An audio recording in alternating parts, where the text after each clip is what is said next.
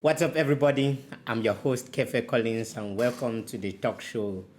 And this episode is one of which we invite individuals to come and join us in the talk show, share their stories, share their experiences, so that we can use it as a means to inspire us. Because we know that it is through people's story that we can actually get inspiration, we can be motivated through their challenges and how they overcame the challenges and all the rest. Today, I have with me a prolific lady who is a source of inspiration even to myself, and I'm really excited to be talking to her. Welcome to the show, CJ. Hi everyone. I'm excited to be here. I'm really happy to be joining you guys today. I'm really thank I'm really thankful that you accepted our call to join the talk show and share your experiences, share your background and everything to help inspire our listeners and our viewers. Before we get started, I would really like you to introduce yourself. Let the viewers know whom is talking and why they should be interested. So my name is Claire Joyce from Monyoy. Yeah. And today I work as a data scientist with Nline, a US-based company, and our main focus is collecting data in energy systems, analyzing the data, building models, and analyze data, get insights, and feed it back to the energy utilities, and they can decide to use this information and improve on the reliability of their systems. Yeah, I would say I'm just telling my story, and I believe that there could be one or two things that you might hear that would be interesting or that might spark something in you today. I think so. So I hope you guys stay with us, and I hope I am able to make sense when I'm here with you guys. Yep. Wow, that's interesting. So basically, from what I've got, you're a data scientist working with a US-based company. Like, can you help us, give us a brief overview of what led you, like your background, that took you from where you were to where you are right now? Maybe there could be a thing or two that we could learn from it, like being a data scientist and working with power, with systems, electrical systems. It's not just something that you just get and fall into it, I guess. Yeah, something like that. Well, like for getting to the point where I am being identified as a data scientist, it's been like a really long journey. And I can tell you by December 2018, I don't think I did, no, December 2017, I don't think I knew anything about data science, you get. And how I graduated from the University of Boya as a power systems engineer by then, like December 2017. So the transition from a power systems engineer to a data scientist, it's actually a long story, but I'll just cut it short. I'll just give like a summary out there.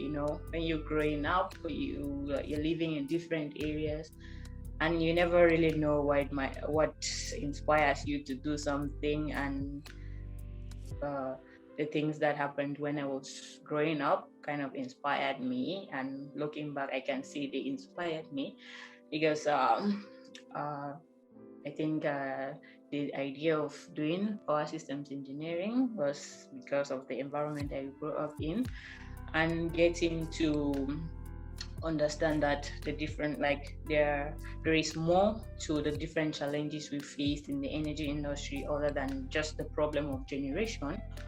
I was just interested in maybe having a more reliable energy source, and I thought when I was graduating from the University of Boya, I thought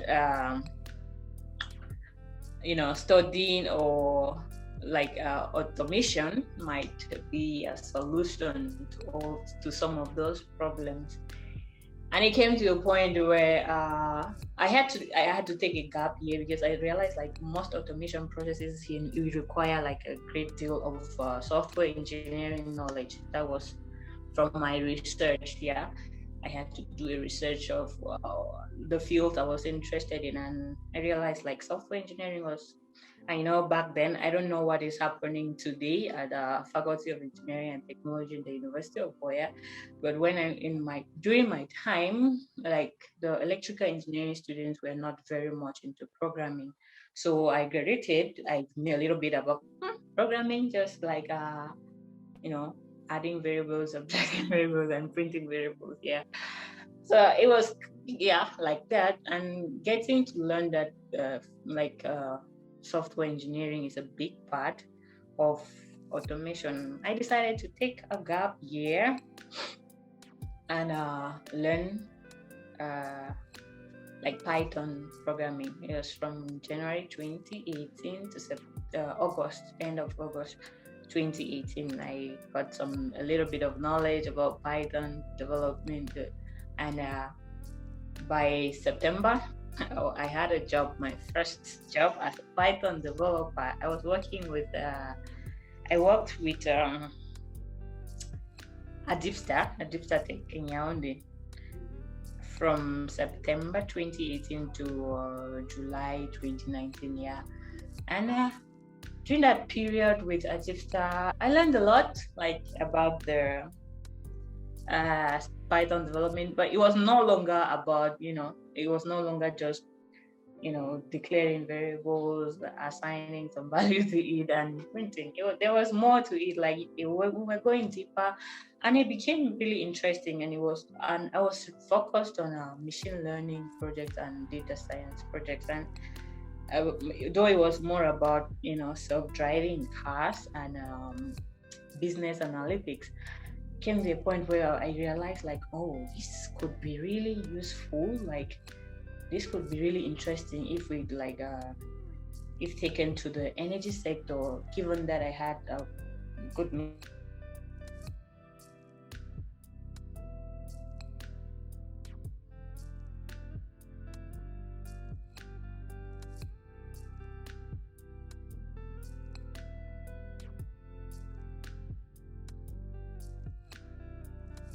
models to forecast load.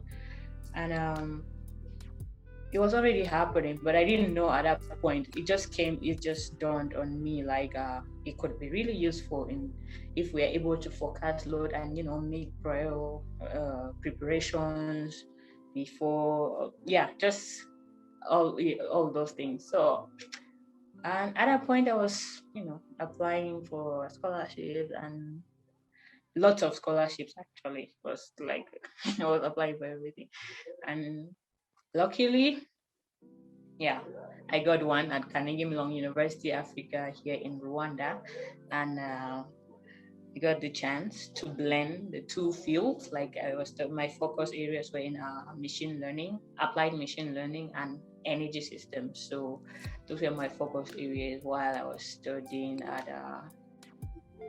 Carnegie Mellon University, Africa. And during that period, there's this thing at Carnegie Mellon where you're required to do a 3-month internship. So I applied to several companies, and then this company came up. Like they were just so interesting. Like, and because they were like, when the interview happened, I was just like, these people are just like reading my mind. Like they're just putting things out there that I know that I have felt at some point in my life. Yeah, and I just felt like I should be with them. They were interested in collecting data. Like one particular problem, while the energy sector is still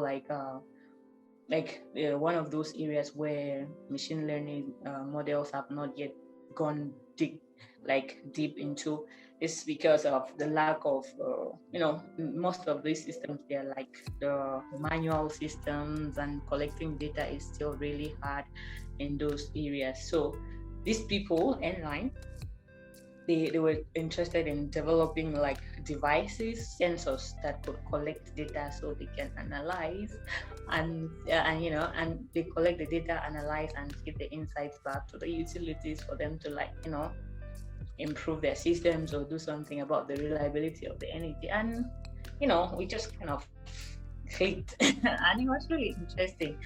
So yeah, today I just work. We are running a program today in Ghana, and so far it's been great. I've worked with them for more than a year, and I can say, although it's not in my village where this is happening, I am really excited. I'm getting to do what I like, do from another angle. Yeah, it's interesting. Wow, wow, CJ. I think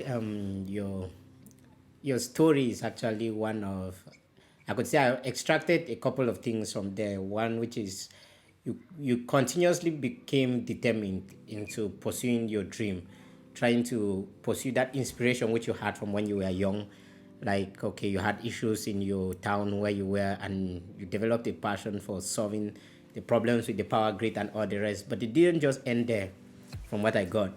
You continued pursuing your dreams, and then you are seeing, looking at ways to improve on and see how you could make it better. You stumbled onto programming, you persevered, you applied for scholarships and all the rest. That has just been like, it makes a lot of sense for someone listening to this to realize that sometimes you don't just achieve the dream that you want exactly the way you wanted it. It could be better, or it could be a little bit less than that. But so long as you have a focus on that particular dream, you always go somewhere, and you could always, because for example right now you're actually doing something that you're passionate about. You could have wished it would have been the best outcome if it were being manifested in your place, in your country. But the fact that you're actually doing it somewhere where you're actually providing those services to people, and people are able to benefit from that, you are actually still feeling accomplished, which is one thing that I think is a getaway from the discussion. Exactly. Yep. So yeah, about being determined and going out of your way to research more about your domain and all of those things. Like, what was your motivation?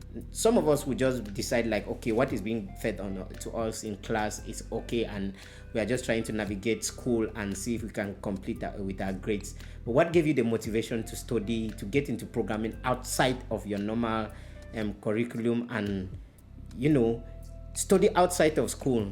What was your motivation, and what could we learn from it?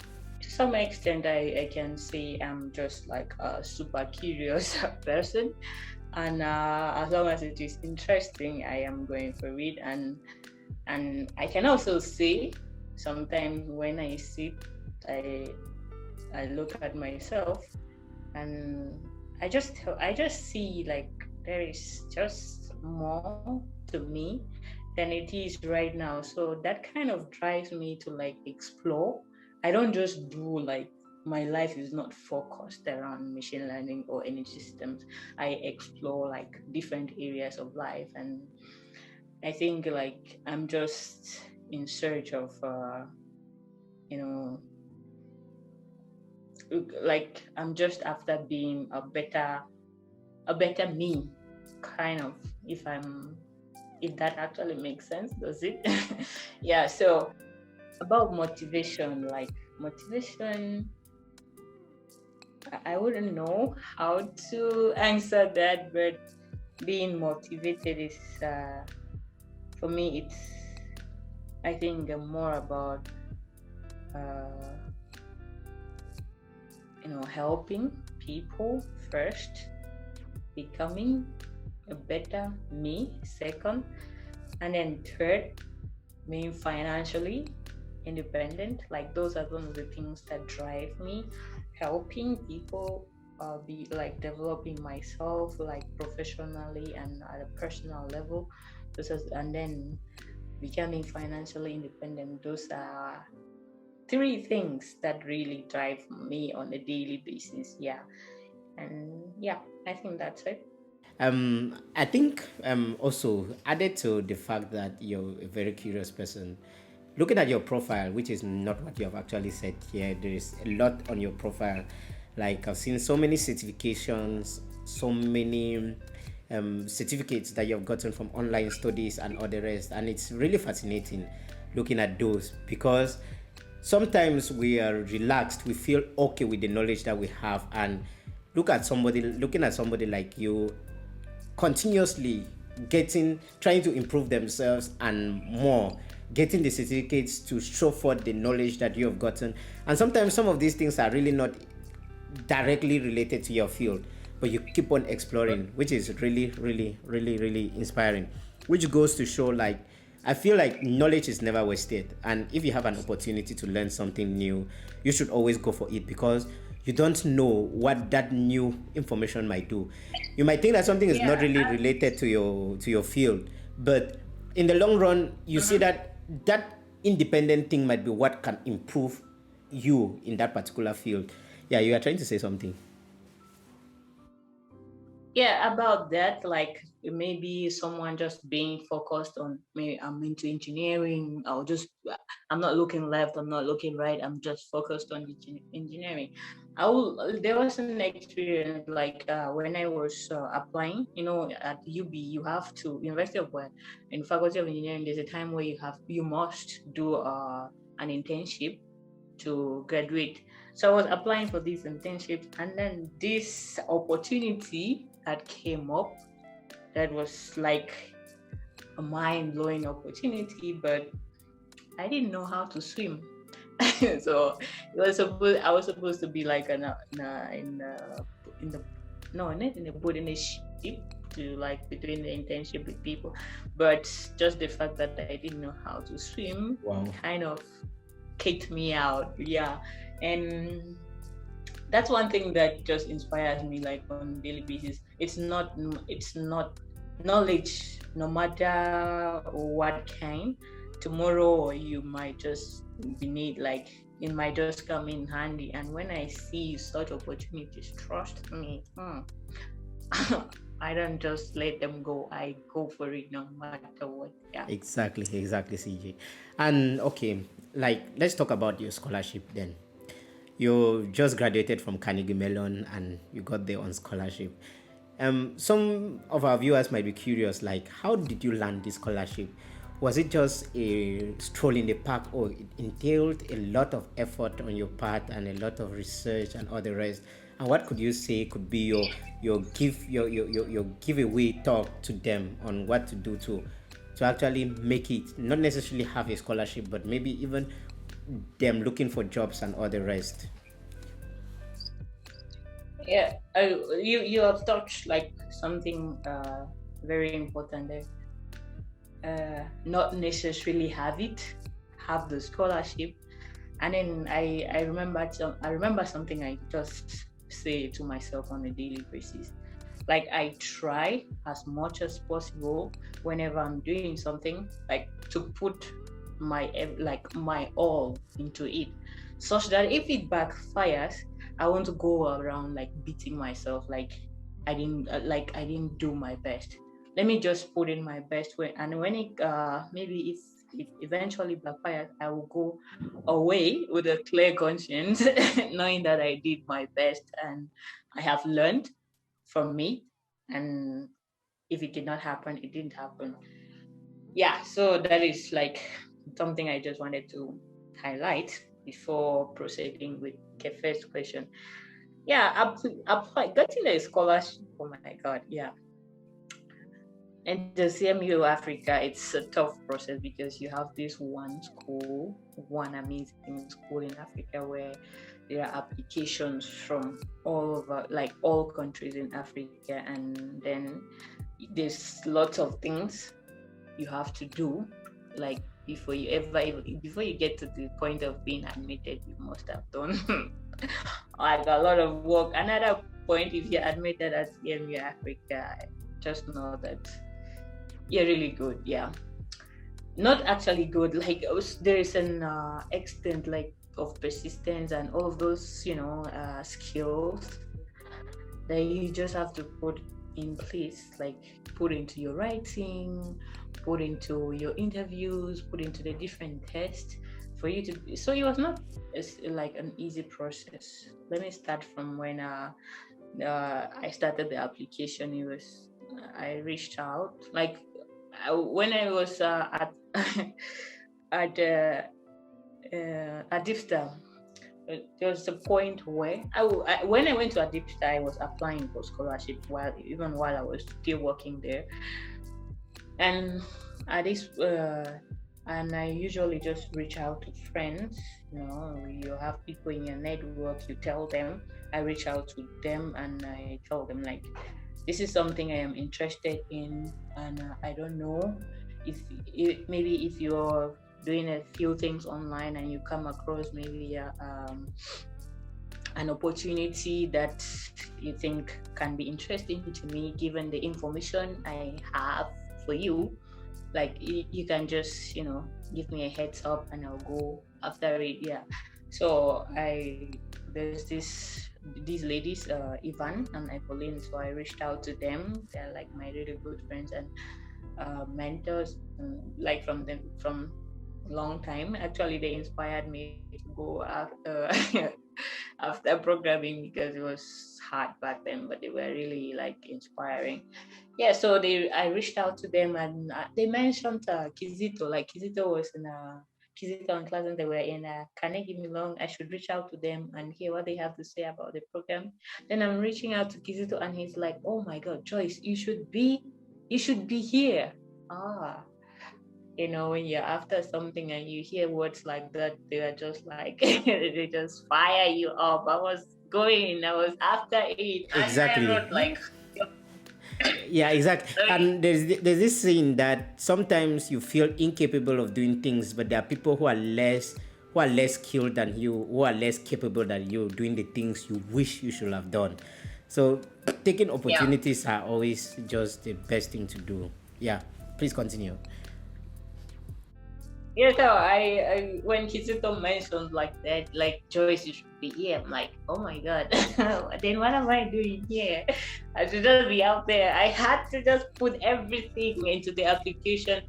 There were lots of things to do, like there were tests, several tests, not just one. And then you had to write your SOP and then write some things. And I wrote my SOP is a statement of purpose, yeah. So I wrote the SLP, and I think I had like 13 people reviewing and giving me feedback, and then I'm there just putting the knowledge as it comes. I'm putting it in and sending it back to them, and then the time came when I had to submit the application. I submitted it, and a few months later, I got the admission. By the time I got admission, I thought I already had the scholarship. Oh no! Then another email came saying I had to, you know, apply for the scholarship. I'm like, oh, okay. Oh, what are we talking about here right now? I'm still supposed to apply for the scholarship. Well, I wrote, I think there were around 8 aces or so. I don't know. I can't remember. Maybe I'm confusing it with other scholarships, but there were lots of aces to write. And then I wrote them. I sent them out. I replied the email, and Okay. months later, Yeah, I wanted to I got ask, was it the sorry. only scholarship that you applied for, or you had several other scholarships you were applying for? To study at Carnegie Mellon or Any other place? ah. If we're talking about any other place, I don't have a count of how many applications I made because I think I was making around like sometimes there were days where I would submit 3 applications to different schools, to different places, like even to jobs.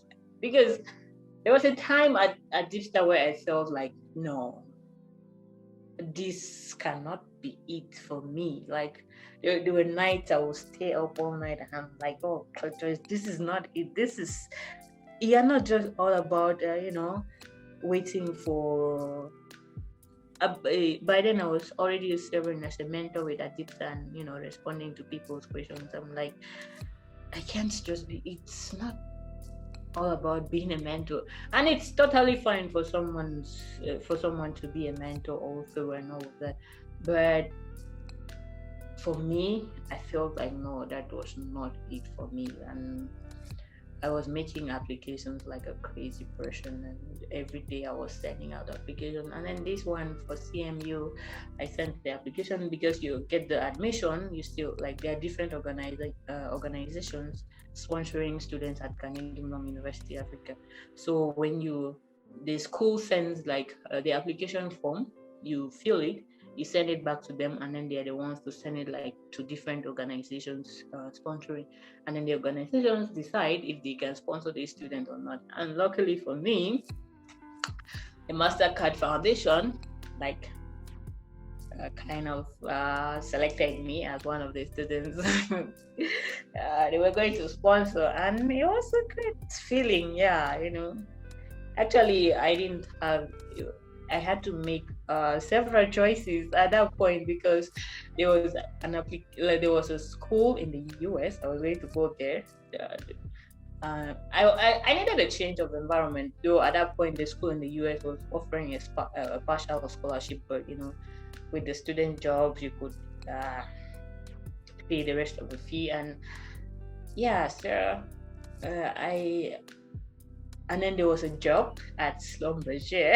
I don't know, like that was the hard, like at that point, like I had these three things going on in my life like really well, and I was just so confused on what to do. And I'm like, anyways, let me just go where I think it's best.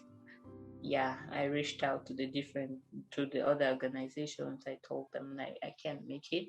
I went to Schlumberger, to the company. I told them that I can't. In Douala, I told them that this won't be possible. And I left for Rwanda. I left Cameroon on the 19th of July, 2019. And today is 19th of July, 2021. Yep, 2 years in Rwanda. Shout out to 2 years in Rwanda. And yep, yay! I completed my program. Yeah, like the Mastercard, I don't know if this, like, if I have to say anything to the Mastercard Foundation, like, I have like a lot to say, but everything boils down to thank you. Like, thanks to the Mastercard Foundation, it made my life at CMU Africa a little bit easy, and my family didn't have to worry about anything. I was doing fine, and yeah, it was great. Wow. Yeah. Wow. I think I always think a lot there though, but from what I've gotten from what you've said, it's all about putting in the effort. Like, it's not sometimes you have the luxury of pursuing a particular dream all through and through, but sometimes you don't have that luxury, and you need to diversify your efforts as much as you can. That's why they say you don't have to make rigid goals, because when you're making a list of goals, at that point you're just you don't know what might happen tomorrow. So don't make it such that if it doesn't happen you can't go left or right. Don't make rigid goals. Just make goals for them to guide you, but not for them to make your life stagnant or so, or just miserable at some point. Because some people make goals, and when they don't happen, they become really miserable. Exactly, CJ. Thank you for sharing your experience, and maybe after listening to this, a few people will know what to do to actually get a position, a scholarship, or all the rest. But now, I always say this: it is very important to change environment when you're in your lifetime. And so far, you're in Rwanda, which means you've actually changed your environment. Has being in Rwanda given you new perspectives of life and given you new ideas on how to navigate and solve problems, like the culture and everything? Tell us a bit about everything else. Thank you. About a lot of things since I arrived to Rwanda. From day one that I arrived to Rwanda, it's been like a lot of things happening that they make you wonder at times, how come they're not happening there and they're happening here? Are we like yeah, so when you come to Rwanda, you see like this set of people. They're calm, very quiet people. They're calm, and I don't know. When you go out there and you see a Rwanda and you're doing something, they're just willing to help. And about perspectives, well, I am like crazy Pan-Africanized when it comes to, yeah, and that's why one of the reasons I'm in Rwanda anyways, yeah. So you look at the things happening in Rwanda and you feel like there's hope for Africa.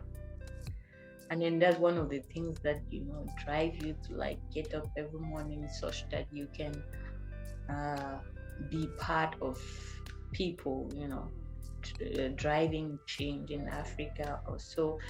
I think meeting new people and seeing their outlook of life and interacting with new people, interacting with new cultures, and seeing the way people do things can actually really broaden our mind. And I think that is a form of education in its own right, because it's just from talking like with. A total.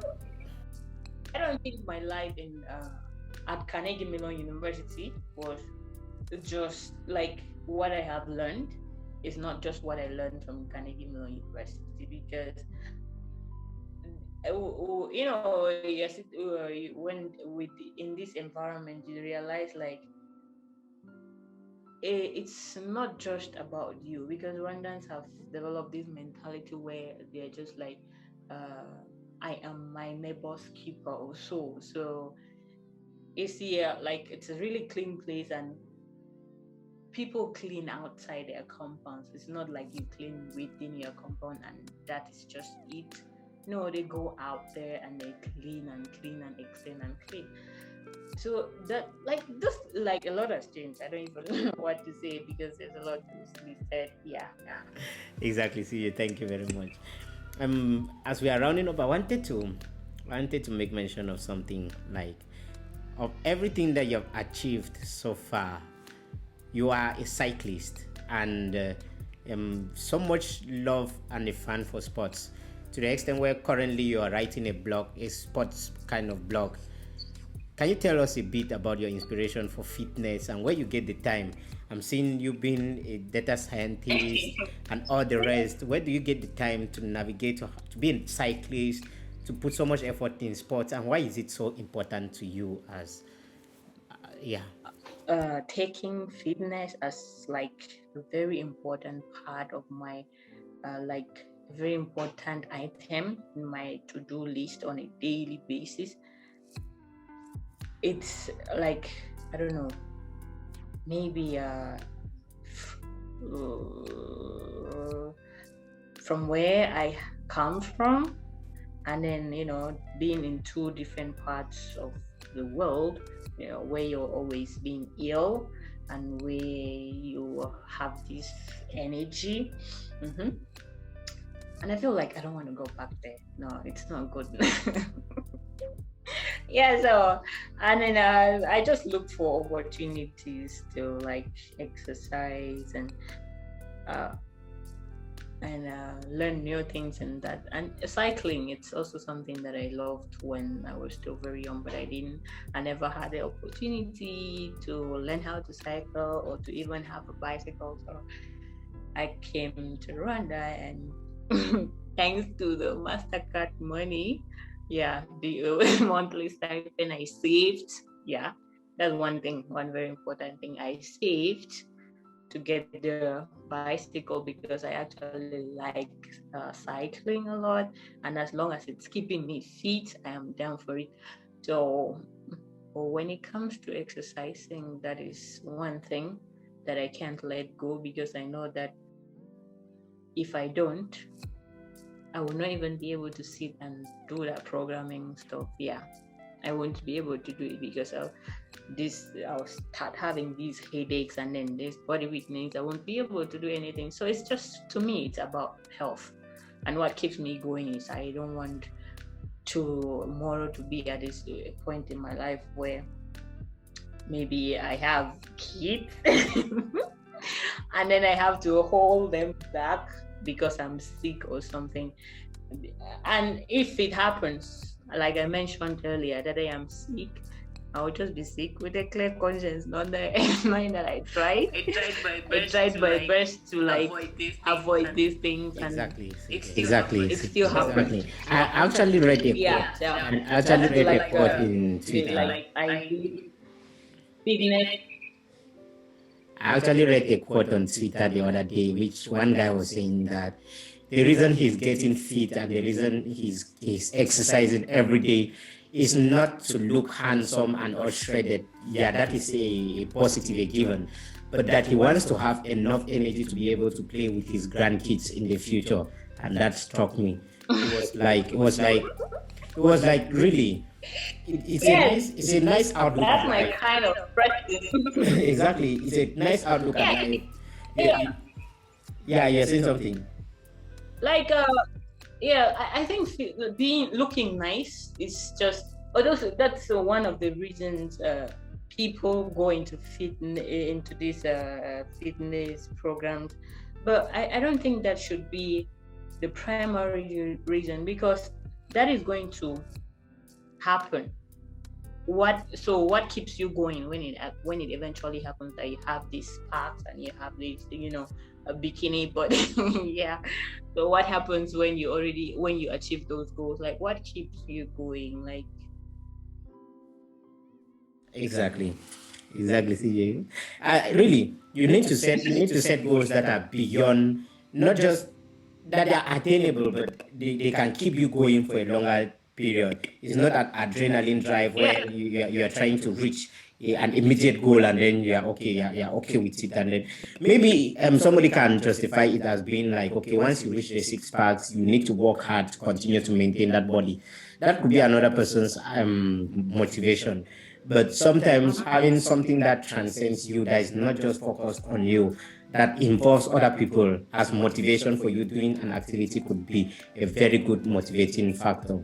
And thank you very much so for there's this guy, there's Darren Hardy. He asks a question like, what is that thing that is going to keep you going when your desire fails you? Exactly. Yeah.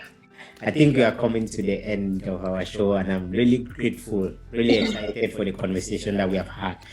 I've learned a lot from just talking with you right now about being persistent, being determined, and pursuing my dreams with everything I've got, but not being so rigid to the sense where it is holding me back. But at least diversifying. Where it's holding you back and making you unhappy. There's this thing where people say goals actually are not good, because at some point in your life they make you unhappy, in the sense that when you're not achieving those goals, like they're the reason, like they're the cause for your happiness also. But I think goals should, and that is one thing, like people make goals thinking that when I achieve this I'll be happy. Why? Just enjoy the process, and when it happens, it happens. If it doesn't happen, you look for another way, and then you tackle the problem, or you tackle the goal, or you set a new goal. Things change. Exactly. Like different things happen on a daily basis. Exactly. And thank you very much for taking out your time, CJ, to talk with us. It's been a pleasure having this conversation with you, and I guess the audience also enjoyed the conversation we've had. And I'm looking forward to the next one. And audience, stay tuned, subscribe to the channel, and like the videos, such that YouTube can keep recommending the videos to you once we launch them. And maybe we'll be getting CJ again once more to talk to us about other things, other exciting things, and who knows, maybe it can be the thing that will give you the breakthrough that you wanted. Stay tuned and see you.